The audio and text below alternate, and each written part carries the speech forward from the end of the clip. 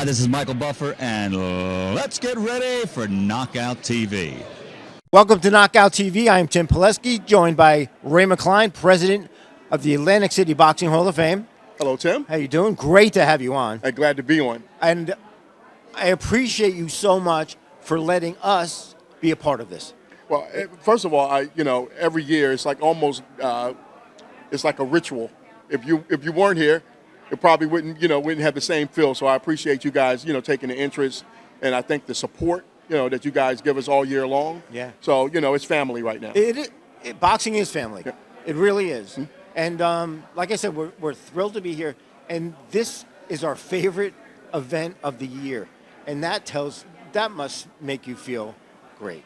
It does. I mean, in 2010, when I first had the idea of doing this, it was more, from a place of I had gone to the New Jersey Boxing Hall of Fame, attended. It was a great experience. Great. But my ignorance was like, well, why aren't we doing this in Atlantic City? Why is everyone driving to Garfield, New Jersey?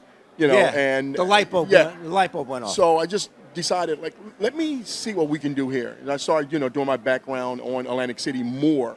And I realized there was such a rich history here.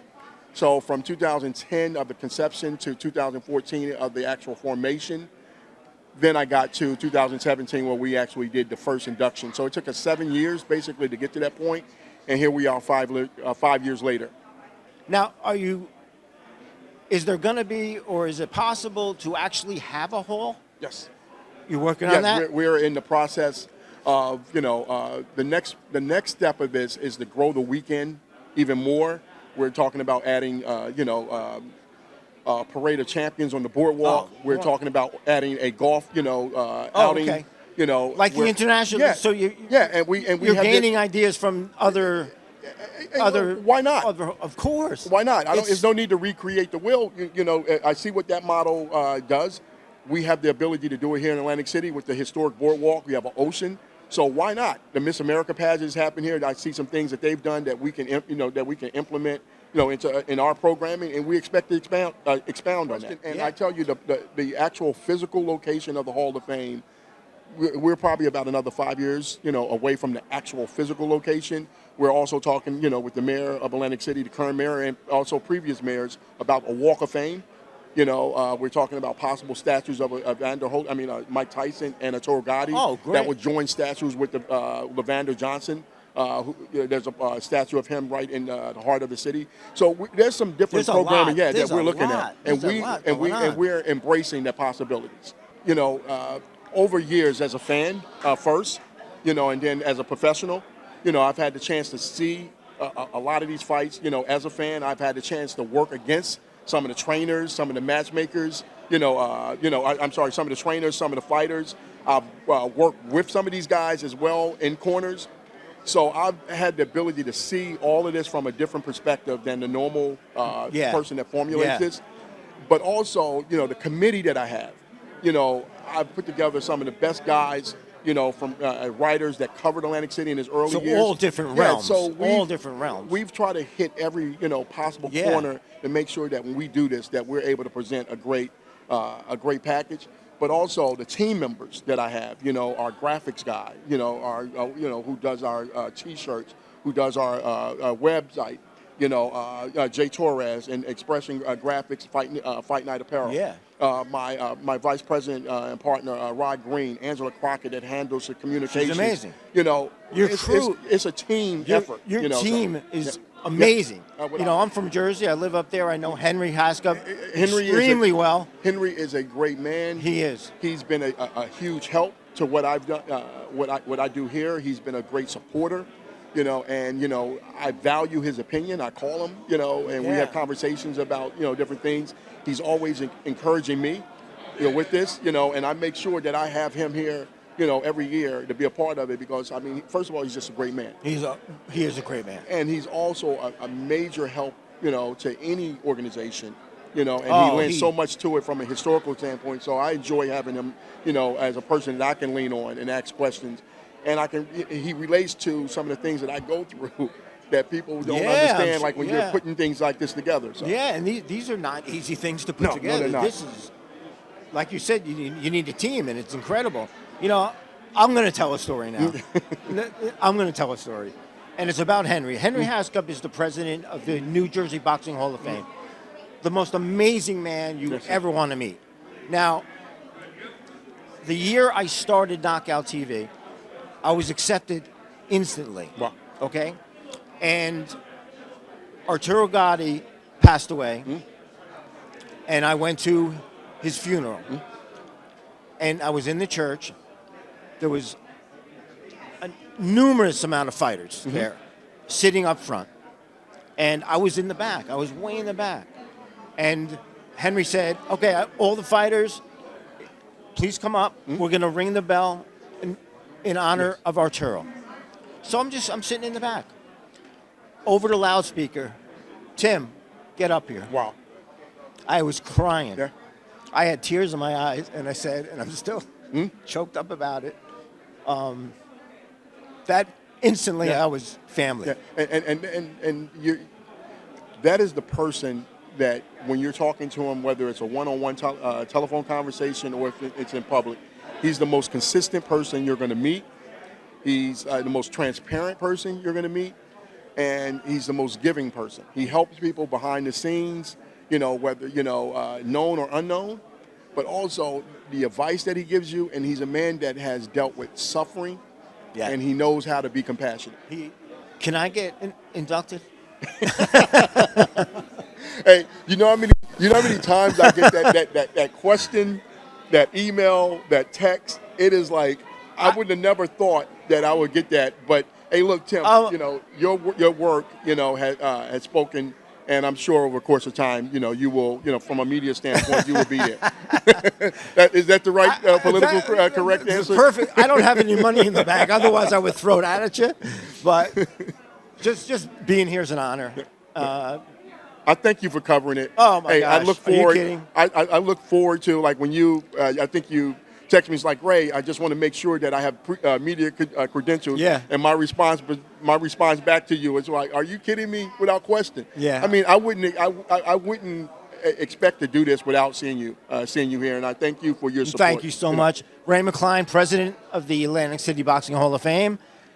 I will be talking to you for many years. Yes. I will be here every year supporting this and covering this and enjoying this, and you do an amazing job, and you are an amazing person. I thank you. I really appreciate that. Thank you. Thank you, Ray McCline. It's teamwork. Absolutely. It's teamwork. And thank you so much. I really appreciate you coming on Knockout TV. Welcome to Knockout TV. This is Tim Pileski with Vernoca Michael, former owner of the Blue Horizon, the world famous. Would we say? Yeah, I was going to say. I was boxing venues, a perfect word. Yes. Because I was going to say arena, but it's not. It's really not an arena. Right. It's kind of theater-like. Yes. Well, we have all kinds of programs there: shows, concerts, weddings, receptions, concerts, everything. You name it, we've had it. Oh. Wrestling. Oh, you had wrestling there, though? Mixed martial arts. It's a great. Yes. I've been to a lot of fights. I've been to a lot of arenas. I've been to a lot of venues. My favorite place to see a fight was the Blue Horizon. Well, we were #1 in the world. We were selected by Ring Magazine fans and Sports Illustrated. We beat out Madison Square Garden, Caesars Palace, MGM Grand, and Atlantic City Convention Center. Wow, what an honor. Yes. That is fantastic. Yes. And I think we've been written about in every periodical and magazine possible, not only here in the United States, but throughout the world. Well, like I said, it's the best venue to see a fight. And the young man that I was talking to was kind of sad because he said with his professional career, he never got to fight there. Well, that was the same thing Muhammad Ali said, that one of his dreams was always to fight at the Blue Horizon. The Blue Horizon's reputation was like the good housekeeping seal. And so people knew that if you fought at the Blue Horizon, you had to be somebody. As I said, we had 54 champions out of the Blue Horizon, and more probably now. How long was it open? Well, the building was built in 1865. Wow. And they were the mansions for the Nouveau Riche of Philadelphia. After that, They were sold to the Loyal Order of Moose, and that was Lodge 54, and it was the largest moose headquarters in the world. And then it was built onto, and one of the men who was interested in boxing took it over in 60 Okay, and started 60. boxing in 61. Okay, Yeah. 60. But I want to talk about the main thing that I was interested in, but nobody else was Yeah. in terms of the media. We were selected as one of the most unique learning centers in the country. I had 13 high schools, 19 colleges in the Philadelphia area. Okay. I had the doctoral law students from Harvard and the undergrad students from Hampton. Those are my only two outside schools because at the time when I created it, you had to actually travel to colleges and universities. Wait. So what? All right. Explain to me that. So what exactly did you do? Like, how was the venue used? Well, in terms of education, people don't realize boxing is a business, just like Campbell Soup or any other corporation in this country. And so students came interested in MIS, e-commerce, marketing, management, financial management, any of the subjects that major schools have. Okay. The doctoral law students work with Senator John McCain in Washington on legislation for boxing. So we've had a vital part in educating these students. But was the venue used like as a classroom? Yes. Oh, But okay. it was not sit down. All right? Oh. Because the students actually had projects related to their subject Oh. matter. Oh, it was that they dealt with. hands-on. Yes. So great. that they would practice what they were learning in colleges. And for the high school students, we even had students who were special students. Now, many of the people said, these kids can't learn. Oh, jeez. And yet, when you gave them a deposit slip to go to the bank, they learned to write their names and the name of the legendary Blue Horizon. I had 686 seats to set up. They learned math, addition, subtraction, division, Wow. multiplication when you have that many seats to set up. Yeah. And the teachers would say, but I don't understand how you taught them. I said, but that was rote count. You don't do that in classes anymore. And so, because I went back to the basics, this is how they were able to learn through the use of, and remember now, this is a venue, a famous venue. So these students came at their own free will. Right. They were not made to come to Right. the legendary Blue Horizon. And so even the students who were special went away having learned something because many of them were not good in sit-down classes. Yes. That was the problem. Yeah, that and is a so problem. they were all over that building learning. That's great. Yeah. That's great. Now, you've done some wonderful things. You are a sweetheart. Well, you know, I've had a You got a long great career. heart. You got a great heart. I've been the assistant to the Commissioner of Mental Health. I started an agency in the 80s because a disease known as AIDS came into the picture, and Philadelphia was receiving no monies for AIDS, so I decided to start an organization which brought $1 million of the Ryan Oh, White good. dollars to Wow. Philadelphia, and that started the programs for AIDS. In addition to that, I was the executive of domestic violence during the OJ Wow, trial, you were involved. and I was a media commentator for that during the OJ trial. And I just retired just a couple of months ago as the executive director of the Paul Robeson House and Museum. So yes, I've Wow. had a varied career. You got a nice resume. Yeah. Well, you've done a lot. I'm going to go back to boxing for a second. Yes. Were you at every fight? Yes. Okay. Yes. All right. Give me your favorite fight. Do you have one? Eddie Chambers. Okay. Uh-huh. Nice. Yes. That's it? Yes. That was my favorite. I'll tell you. That was my favorite. You didn't even have to think twice. No, I didn't. That is wonderful. I didn't. I just, Yeah. you know what? Well, you know, I look at it this way. Eddie was not just a fighter. Eddie was a great young man, and that's what I look for. Now, one of the things that I did with the fighters that I had something to do with, they had to take elocution lessons. What's that? I don't even know what that is. Speaking like, properly. like charm school? Yes. Wow. Absolutely. Your fighters went to charm school. I love it. Financial management classes. Wow. Wow. And etiquette lessons, because many of them went to the affairs that I went to. I would take my fighters. I provided them with suits, ties, and shirts.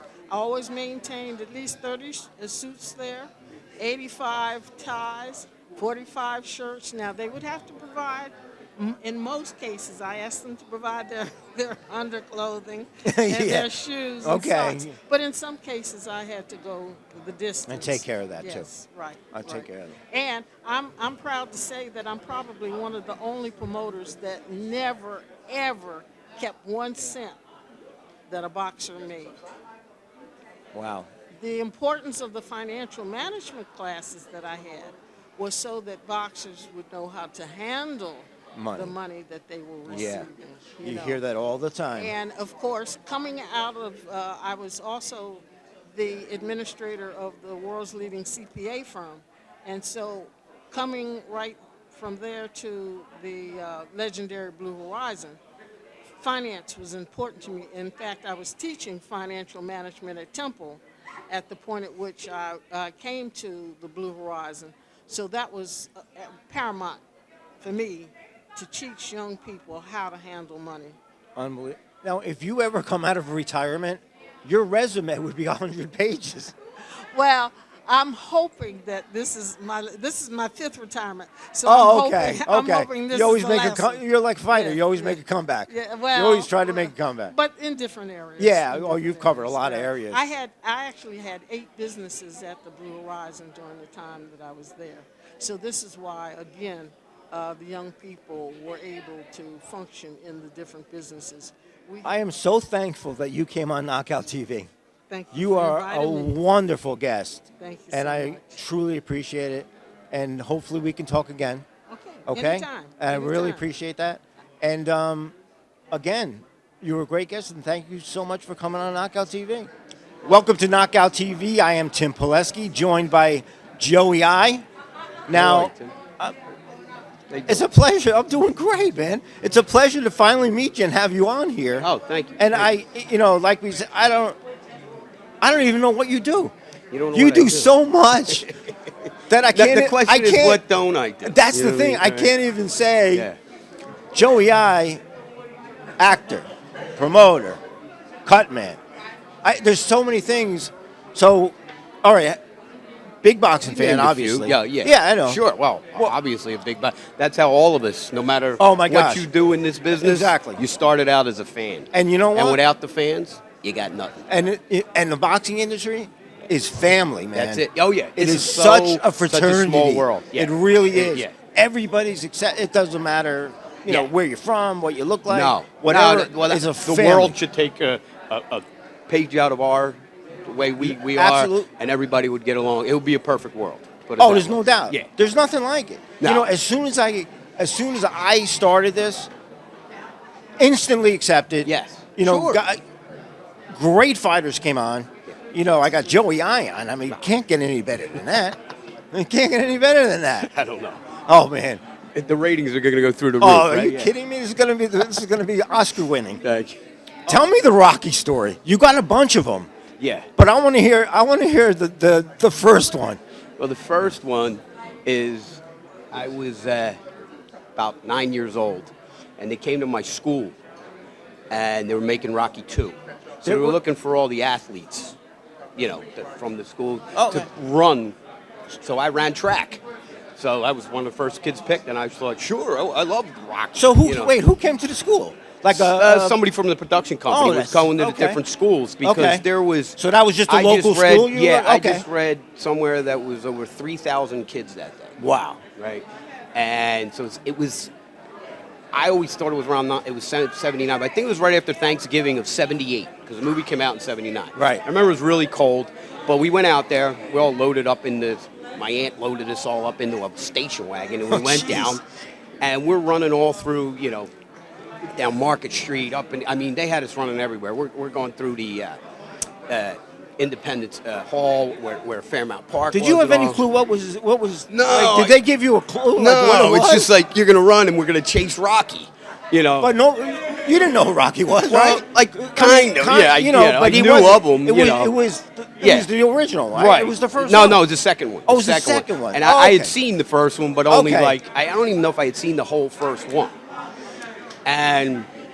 But I was into boxing because I got my father when I was 6 let me stay up late to watch Chuck Wepner fight Ali because he Oh, my didn't think it would gosh. go 2 rounds. Oh, so he my figured God. I'll send him Nobody back to did. bed. No. But I fell in love with boxing, but not that I wanted to be a fighter. I just liked it, and then I watched Rock, and because I got bullied a lot. I was a little guy, skinny, scrawny kid, and local kid from the gym would have him beat me up after school for him to Oh, practice great. his Oh, great, boxing. great. Then he's saying, "Why don't you come to the gym with me?" I said, "Why? I'm gonna get beat up there too. Exactly. I don't want to fight, Yeah. But got to be in Rocky 2. We're running all day with him, running, and everybody wanted to get up those 72 steps. Wow. Which is what they have. 72 steps to get to the top of the stairs, to get to him first. And take after take, people are falling all over each other. Man. But I kept getting up there, like, right away. How many times did you have to run those stairs? I would say probably at least 75 times That's we ran insane. up and down those stairs. Until it got dark. That's insane. And we were running back, and everybody wanted to get there. And I kept getting up there pretty damn close. And one time I got right up there, and I'm like pressed up against him, probably where I shouldn't have been pressed up against, being so little. And he just reached down, picked me up, put me on his shoulders. He's like, "Hey, how you doing?" That's awesome. And I'm like, oh my God, and I got my hands up, and he puts me down. He probably put me down because I probably peed on him. But yeah, we got done. Yeah. Stallone told me that. Yeah. He's like, he's like a Joey, damn I guy. need a diaper. Right, yeah. Get Joey a diaper. So when we got done, I mean, I literally ran home and I said to my father, I'm like, I want to go to the gym. I want, he said, good, you want to go? Because I guess he got tired of me coming home going, "Dad, the guy beat me up again," Jeez. And because he'd go back out there and then, Yeah. that's how it was, Exactly. You want it from me or you want it from him, you know? So, when it went right to the gym and I never looked back. Yeah. And then 35 years later, they're calling me to play myself in Creed and As what? as Joey I, as the Cutman. As me, as No, the Cutman. how Yeah, do not the promoter, not Exactly. Yeah. Yeah. How do you become a cut man? Well, it's a very odd job. First of all, we're like a vampire. You got to have a love for blood, but you have to learn off of the guy. There's like not a school. You know what I mean? Yeah. You learn off of other cut men, the older guys who are ready to pass things down to you. but you can't be. You're only allowed certain guys and a certain amount of guys in the corner. Right, exactly. But So- you got to learn, like, if a guy's when you're at the gym and when you're here, and you got to go. Like when I was a kid, I'd be at all the fights. It's here in Atlantic City or Blue Horizon or the Cambridge, whatever, in Philly. And I wouldn't be watching the fight so much as I'd be watching those guys in the corner. Yeah, you're trying And to I had learn. this, You like, wanted to learn. And I got to know 3 different. I didn't learn just from one guy. I learned from 3 Hall of Fame legendary guys. I learned from in a bar. It was where I would get my information. Perfect spot. Would sit on a bar with an old guy.